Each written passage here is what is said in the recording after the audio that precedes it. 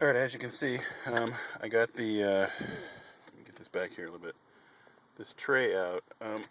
Wasn't too difficult, just had to be very careful. There's a couple clips up here. You had to kind of put a little trimming tool down here and kind of pry up on this piece to make sure that if you have any wood grain or anything, go ahead and put some tape around it so you don't scratch it.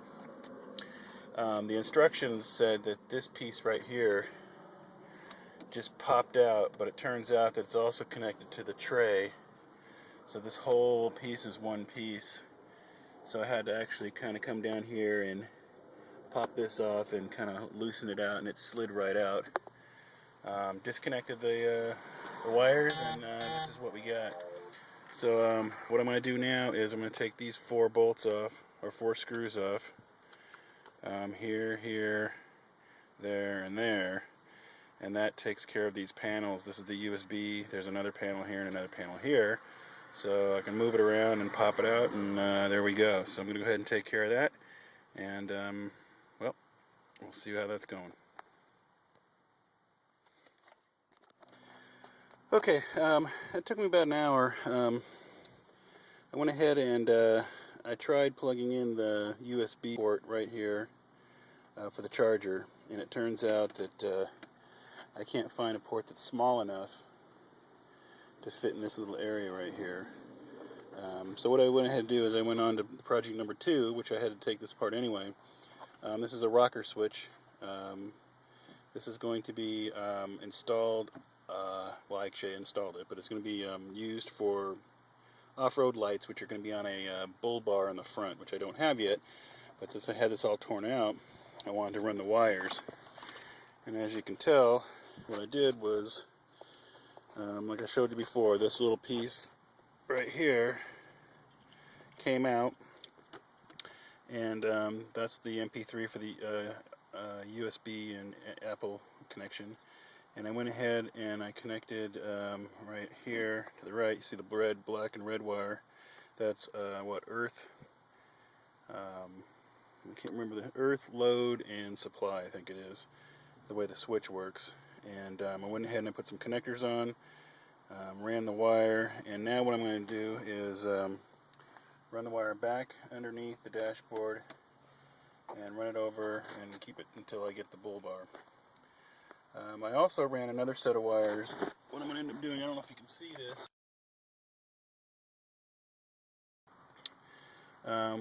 which has 2 plugs, and I'm going to hardwire that in to a 25 amp. I'm not going to use the cigarette lighter because I'm going to plug it in laptops, and I think anything over 80 watts you need to be hard coded. So I've got that mounted under the passenger seat, and I've run the wires up under the console, and the wires are going to come out right, well, they're actually right back down in here, and I'm going to run them over to the fuse box and then install those at a later date too. So right now today it looks like all I was doing was running wires, and the hard part was modifying this little USB port right there. There we go, for that little rocker switch. So I'm going to go ahead and put everything back in, and there you go.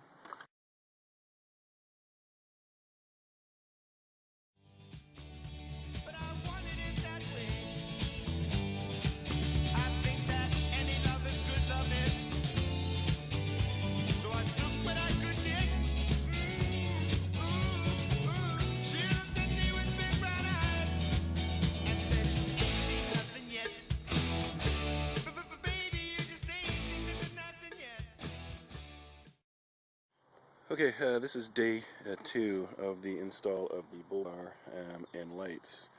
As you can tell, it looks like they're on, which they kind of sort of are. But I got a problem is with the lights. The company that sold me the bar said I did not need light mounts, and it turns out that I do, because as you see right in here, I don't know if you can see very well, this light bounces up against this part of the bumper, so they need to be pushed forward about a half an inch. So looks like what I'm going to do is make my own. I've got some brackets like this. I'm going to drill some 1/2-inch holes in here, and then mount it on and have the lights mounted on the front. So you'll see that. Also, I do have the wiring done. I went through there's a wire you can see right here. It's the input into the glove box there where all the wiring harness goes. So I kind of went in there and through the glove box, and then I ran the wire all up underneath there, and then you see down here and this rat's nest right here. Now I'm going to come back today and I'm going to wrap it up with some of this nice black wire, so you'll just see black cable all the way down in here, so you will not see what it looks like there. So we got done a little late last night, so I just had to get this car home, so I just kind of tied it all right there for now. Okay, so today we're gonna finish the lights, finish the buttoning up, and we'll go from there. All right.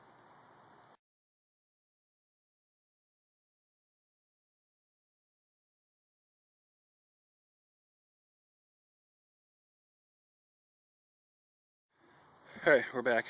I just finished up making the brackets right here for the lights, and even though I spent about an hour on those brackets, pretty much off the shelf, Home Depot kind of stuff, I'm not really happy with the results. I really can't adjust this one up and down any further, so I guess what I end up doing is just temporarily holding on like that, and then maybe I'll go down to the local 4x4 store and see if there's a light bracket that will fit.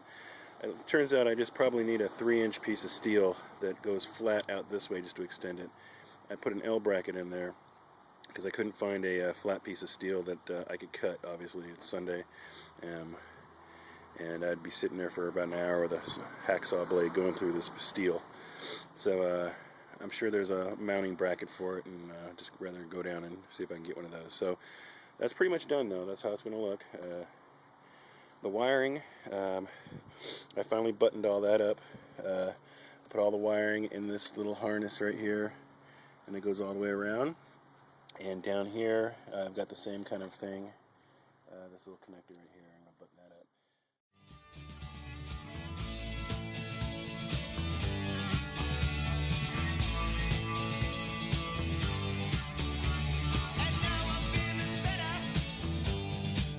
Alright, today we're going to take these cheap old brackets here that I made, and we're going to cut this piece off, just like this one I just did, with a grinder.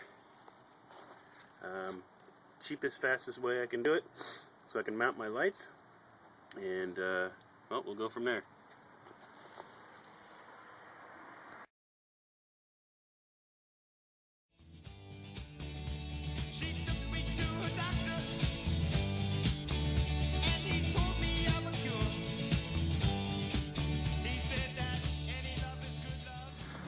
Okay, so I'm finished mounting the brackets. So as you remember, there was the L bracket there. I went ahead and I grinded the this part of the L bracket off.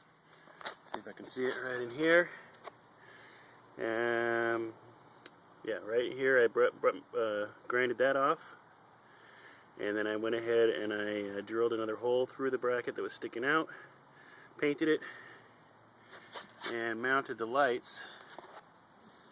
So now they fit right where they should, right behind the bar. I can now adjust them up and down. I can adjust them, let's see, up or down, sideways, left and right. So that's good. And I think the next thing I might do is, I'm not too fond of this white hella, so I might go ahead and spray paint those black. But the mounts are done, the lights are done. All I need to do is get some security bolts for that part. It's mounted. Went ahead and you saw the wiring. Wiring goes up underneath over there into the firewall, following the other wires, and it's all nice and clean in the engine. So that's project number 3, I think, is done. Got the bull bar. I got the lights. Doing the power inverter in a few minutes. And we'll come back later tonight and we'll show you what those lights look like. Alright? Talk to you later.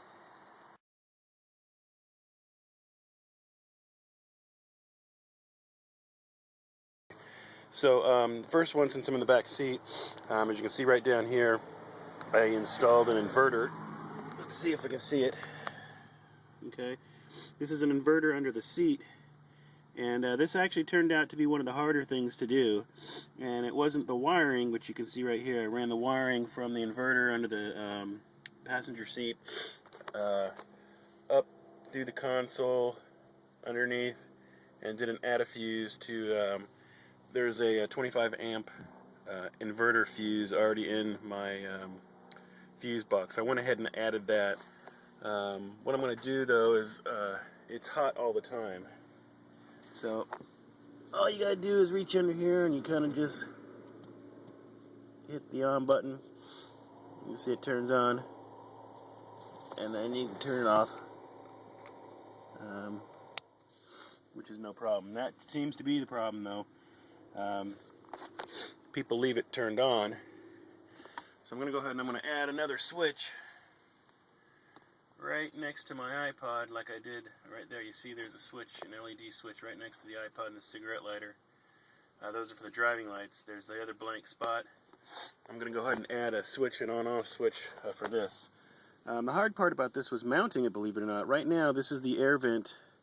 Airflow comes out, and I got a piece of industrial Velcro, so it's on the bottom of this unit, on the top of the vent, and then underneath I Velcroed that plastic piece right there to the floorboard.